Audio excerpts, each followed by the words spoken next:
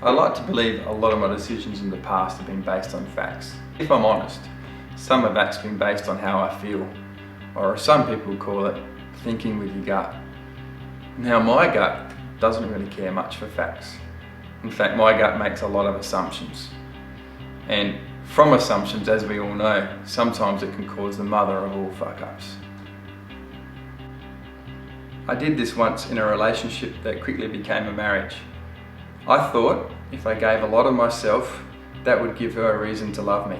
So I'd give and give without actually really asking the questions and having the conversations with her to find out who she actually was. This meant that I didn't put the time into having the conversations, the real deep conversations, to know who she was, rather than the assumptions that I'd made about her and maybe she had made about me. Now, being a feelings guy, an experience like that does mean that you kind of think and dwell a lot about that experience. And being a personal trainer, that job allowed me to have lots of conversations with other men who had experienced sometimes similar things or had found themselves in roles with their partners that they weren't completely comfortable with. Then eventually I actually saw an Oprah episode where there was enough wives had written in to Oprah to ask to leave their husband because life hadn't worked out as they planned. They were losing their house, losing their car, losing their life because of the global economic crisis, and the husband wasn't providing what they really wanted their life to be. Understandably, I got a bit frustrated by that sort of statement, and I know that's not true of all women, but it can also be true of a lot of men who define themselves purely as a wallet.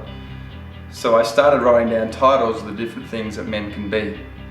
Passionate, father, son, angry, philosopher, and from that I ended up writing a book called Men More Than Paper Thin. The intention simply was that it was my perspective on roles and positions that men find themselves in life, be them right, wrong, or just how it is with society. It wasn't meant to define a man, but it was meant to hopefully cause conversation amongst both men, and also men and women also.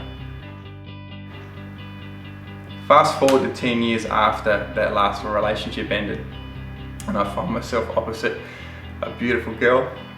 A mutual friend had filled her in on the history of Dave, and so understandably a little while into the conversation she said, "So you've been married?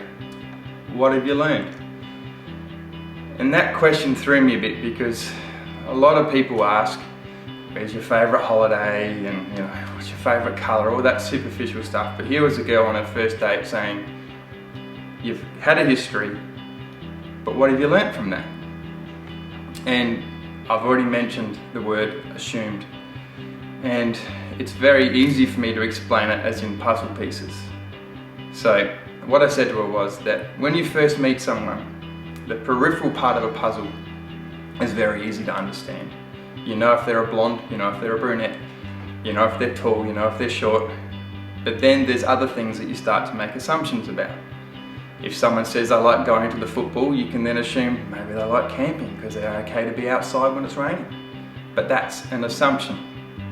And what can then happen is you start a relationship with someone based on a whole lot of assumptions. And then when the true version of themselves, their selves, not your version of them, starts to be revealed, you're disappointed in them for purely being themselves. So really, what I learned is that rather than assuming, if you allow someone the time to be themselves and reveal themselves over time, you will truly see who someone is. I don't know the formula to finding someone who you can trust and is willing to trust you back, but I do know a willingness to be vulnerable really helps, which, let's face it, can be as scary as all shit. But keep wearing your heart on your sleeve, even though there is no guarantees. If something in life doesn't work out, you are not a failure. It just didn't work out. Don't be afraid to ask, and never assume. Never assume. I'll leave you with this. I once assumed giving would make me more lovable. I learned being imperfect still makes me lovable. I now give out a knowing I'm worthy of being loved, and I feel I'm a better man and husband for it.